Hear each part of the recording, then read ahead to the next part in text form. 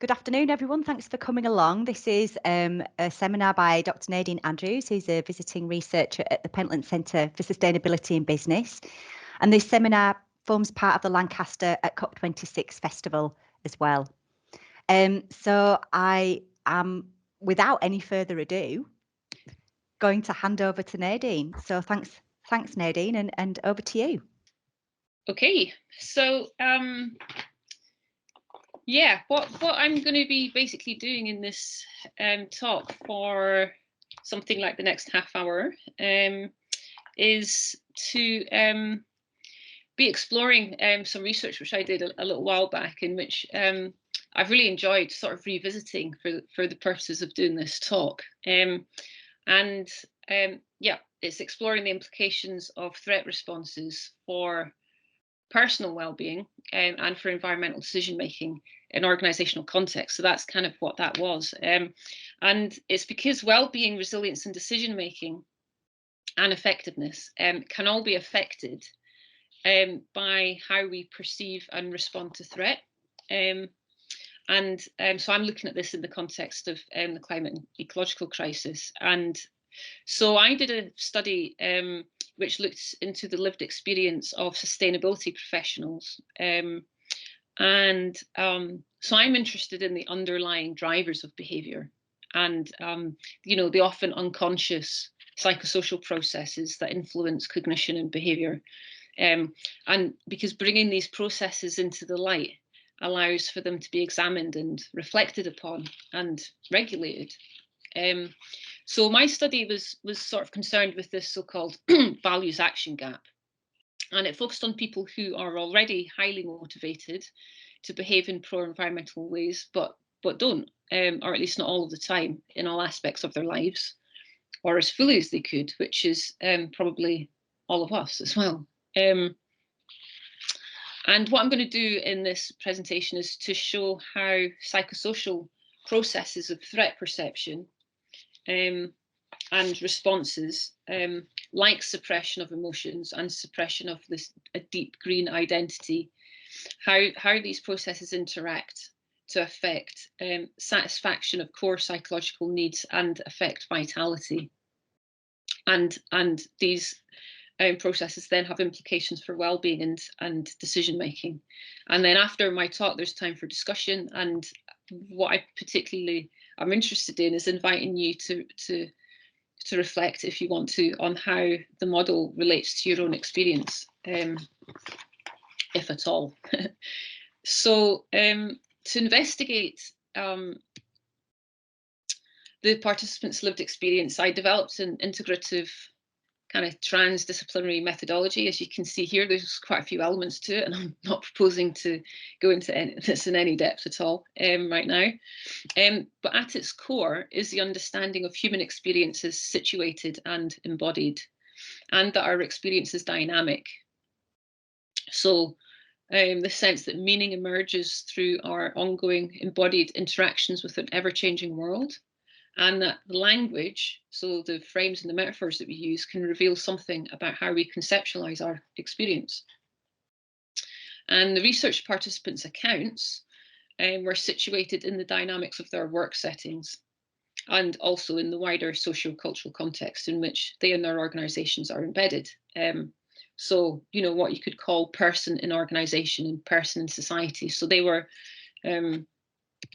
I recruited 6 participants, which for IPA, interpretive phenomenological analysis, is kind of typical, really, because you go so much into depth on stuff. And these were 5 sustainability managers and a chief executive, and they were people who all had formal roles in their organization to mitigate environmental harm and who sought to promote pro-environmental practices. All were in the public or third sector, 3 in local government, 1 in healthcare, 1 was a credit union, and 1 was in social housing. And I inquired into their lived experience of working to influence and improve organizational decision making. Interviews were the main data source, but as you can see, I did draw on other methods. Now, what I discovered was that my findings related directly or indirectly in one way or another to psychological threat coping strategies. So they were either sources of tension, coping strategies used to negotiate these tensions, outcomes of coping strategies which had adaptive or maladaptive implications, ecologically and personally.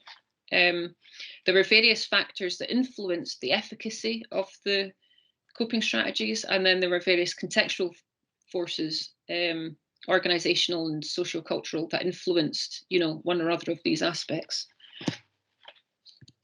So this is my results, basically, this model.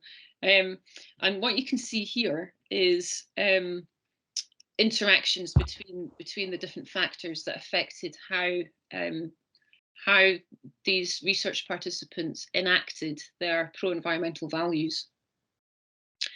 So you can see that there's quite complex interactions going on here, which were creating feedback loops and tensions. And so a little bit very briefly about the theory, because I'm going to refer to some of this in a moment. So what the bits which are highlighted in green are basic psychological needs, so competency, relatedness, and autonomy. So this comes from self-determination theory. And here's a quick kind of definition. So competency, about feeling competent, having an effect in the world, attaining outcomes that are valued to you. Autonomy is about where your behaviors are in alignment with your integrated sense of self and your intrinsic choices. So it's also related to inner coherence. And then relatedness, seeking attachments and feelings of belongingness and intimacy with others. I'm also going to refer a little bit to the concept of introjection, as well as autonomous motivation. So this is also part of self-determination theory. And introjection is when the motivation for a particular behavior started externally, and it started to be internalized a little bit, but it's not fully internalized. So what tends to happen when something's introjected is that you'll feel some inner conflict. So you kind of want to do it and you don't want to do it, whereas when it's autonomously motivated, the behavior is fully internalized and it's interesting and enjoyable for its own sake. That's kind of how you would experience it. And vitality in self-determination theory means energy that's available to the self for action. And so controlled regulation, these kind of external regulations can deplete vitality, but when the behavior is autonomous, then vitality is maintained or enhanced. So that's part of the theory. Okay, so back to this model again. So competency is in the center of the model because achieving results, doing good, making a positive difference with regards to environmental impact, this was the primary motivation for my research participants in doing the jobs that they were doing, working in sustainability. And it was also what kept them in a job. So you can see with this quote from Ash, where he says, here you can see how got to deliver results, really. So competency is at the heart of it. Here as well, you can see how competency needs, which is indicated by sense of achievement there, and energy, buzz. This is indicators of vitality. We can see how this can form a self-reinforcing feedback loop. So it comes back to what the theory says, which is how when you have these needs satisfied, that supports well-being. Now, the tensions that I identified in the research participants' experience largely were derived from some sort of incongruence between the participants' environmental values and goals and those of their organisations. So we can see in this quote here from Rosemary, the organisation is doing exactly the opposite of what she believes to be right a lot of the time. And you can see this also with Jay, that the pressures that he is feeling can come from both internal and external pressures. Now, one way to negotiate this tension, I found, was to suppress a deep green identity. So you can see in the model here, circled in red. So this is the coping strategy, which some of the research participants did in order to fit in with their colleagues and to be seen as credible, and so to have a greater influence on their colleagues' decision making, which makes achievement of desired goals more likely. So that's the arrow leading to relatedness, and then the arrow from relatedness to competency. So, but what we could also see was, particularly in the case of Ash, that his strategy of suppressing his identity didn't necessarily work with everyone in the organization. So this in this quote here, we can see that he's suppressing it. So where he says here, you know, I'm not going to wear this, you know, wants to be seen as credible and professional. Now here we can see that it didn't work with everybody. So this finance director that he's referring to, you know, still wouldn't believe that he was anything other than Friends of the Earth in residence, you know. Now, the bits which I've highlighted in red here show that suppression takes effort. So best efforts, try, so consciously shut that out. Effort has implications for vitality, but I'll come back to that shortly. Suppression of identity involves sacrificing a part of oneself, which may affect sense of inner coherence. So this is the arrow going from the coping strategy to the part of the model that's in the circle there. So it might have an effect on autonomy, needs satisfaction. So with the suppression of a deep green identity, there may actually be conflicts in needs satisfaction because it's being suppressed in service of relatedness and competency, but at the expense of autonomy. So in this quote here, the etymology of the word harking back is really interesting to consider. So he's talking about, you know, leaving university when he was, you know, really into certain ways of thinking, and then he made a decision to be part of the system and change it from within. Right now, when I looked into the etymology of this term harking back, it originally refers to hounds returning along a track when the scent has been lost till they find it again. So was the decision on leaving university to work within the system the point when the full scent of inner coherence was last smelled? Another common coping strategy was suppression of negative emotions about the ecological crisis. So here again, this quote from Ash. So you can see indications of suppression here. I try and avoid, tend not to explore them, got them in a box in my head. And what I found was that this suppression was being done out of a fear that fully engaging with these emotions would lead to dysfunction and an undermining of their effectiveness, you know, which is indicated by this word here, disabling. So that shows us that this is a threat to competency need satisfaction. And remember, competency is at the heart of the model. Suppressing strong emotions takes emotional and physical effort. It's indicated here by use of the word try. The irony is that suppression of emotion can actually impair our ability to think, because the effort diverts cognitive resources away from other tasks. But, you know, it's done out of fear that it's going to affect our ability to think. So suppression of identity and suppression of emotion both take effort, and this has implications for vitality. So that's the arrow coming up to effort and then up to vitality there. So there were various strategies that participants used to revitalize. This was also part of what I was I was interested in. Now, some of these strategies were pretty maladaptive on a personal level, such as drinking too much alcohol. Now, the frustration that Jay is referring to here was to do with, as he called it, his incompetent manager, who was impeding his success in achieving his desired goals. So his competency needs were being thwarted.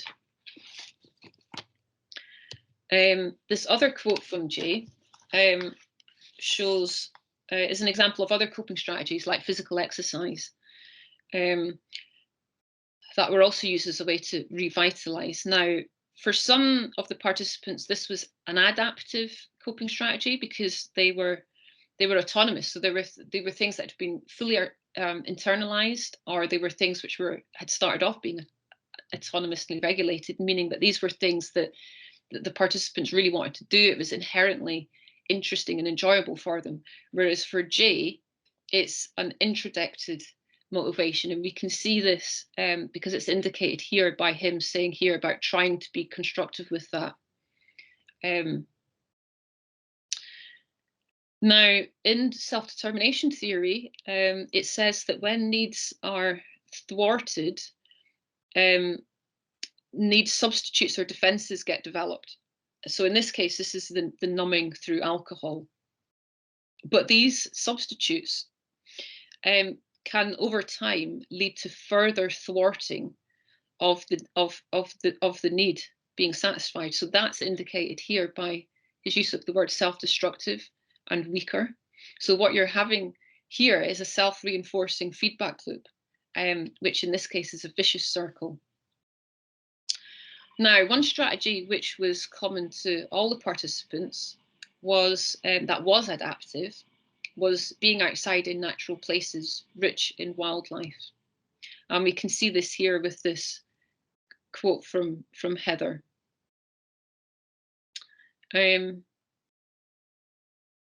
Now, what's interesting here is she's still using this word try. So there's still some effort involved. And here's another quote from Rosemary. And from this, we can see that that this being outside in natural places was also beneficial in an ecological sense, in the way that it strengthened sense of connectedness with nature, which we know already from other studies is closely associated with pro-environmental behaviour. But it also reminded Rosemary of why she was doing that job in her particular context, which was very challenging.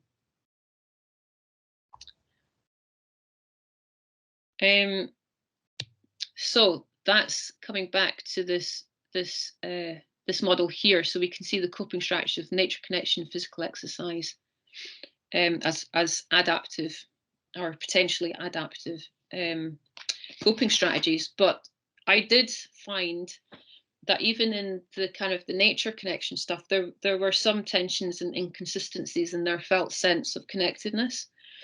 And I wrote about this in a paper for Ecopsychology Journal, and I suggest in there that this, well, I'm proposing that it's linked to particular ways of conceptualizing nature and human-nature relationship, which I don't really have time to go into now, but it's basically about how in the English language we tend to conceptualize nature as an object. So we say things like being in nature. In that case, nature is a container. And the default position is to be outside the container. I can't say an awful lot more about that, but yeah, having nature as an object is kind of problematic in all sorts of ways, which is what I explore in that paper. So what I've sort of rattled through this model, and I haven't talked about everything. I've focused really on the suppression of identity and the suppression of emotion, which people were doing to serve certain needs that they had, but potentially at the expense of satisfying other needs. And ultimately, everything is about their effectiveness in influencing their organization, because that's what their jobs are about. So that's how they're sort of measuring success. And then there are these implications as well of the effort that's involved for vitality. So just to say something a little more about this. So from my analysis, I could see that there were processes relating to suppression or weakening of environmental identity, and also processes that were strengthening environmental identity. Now, the studies which propose that environmental identity, so this is, sense of self as part of nature, mediates the relationship between pro-environmental values and behavior. But the key thing here is that the identity needs to be salient. So if a deep green identity is being suppressed, then it's unlikely in the long term to motivate enduring pro-environmental behavior. And equally with the suppression of negative emotions about ecological crisis, which, as I said, was done out of fear that fully engaging with these emotions would lead to, dysfunction, sinking into some sort of despair and inability to be effective in the world. Now, avoidance of feeling negative emotions is, in climate psychology literature, generally regarded as a maladaptive coping strategy. And over the longer term, suppression of strong emotions is associated with poorer health. However, it can reduce distress in the short term. And also there might be situations where it's not appropriate it doesn't feel safe to express the emotion. And then in that case, you may just have to suppress it for a short period of time. It can create temporary mental space to retreat from the intensity of the experience of working in environmental sustainability, especially if you're in an organizational context of incongruence, between your values and the values of the organization. And if there's lots of pressures, if it's a very pressured environment. In that case, yes, stepping back can be adaptive, and it can be therapeutic because it can allow for kind of healing and restoration of vitality, so that engaging with the work is possible without suffering burnout or illness that's caused by prolonged stress. But the key to these avoidance strategies is if they're temporary, because at some point the emotion does need to be engaged with, because emotions that aren't accepted don't just disappear; they go in the body and they still affect us physiologically, and they still steer us unconsciously. So responding in an adaptive way to ecological crisis involves accepting and working through our emotions about it, however difficult that might be, and allowing these emotions, which are now integrated into our sense of self, to direct our attention and guide our behavioral responses. So I hope some of this has kind of made sense to people. And what I'm really interested in is whether, well, I'm interested in all kinds of stuff about what you might think about this, but I'm also just interested in, can you relate to this model in any way? Do you recognize feeling at times that you do need to suppress part of yourself in order to fit in with your social context, in order to be able to achieve whatever it is that you want to achieve, and if you have had experience of that, have you also experienced it affecting your sense of inner coherence at all? There are other parts of the model which I can explain if people are interested in, but I do have a paper, this 2017 one, actually explains the model in quite a lot of depth. So you can kind of see that there, because what I've not really talked about here is like the motivational story. So this is how people can help to increase their sense of inner coherence when it's been compromised. to kind of keep giving them a reason to stay in those jobs, really. Because otherwise I think they would have to leave if they've started feeling too compromised. So I think I'm gonna leave it there, and I'm gonna stop sharing my screen, and I'm gonna see if this makes sense to anybody.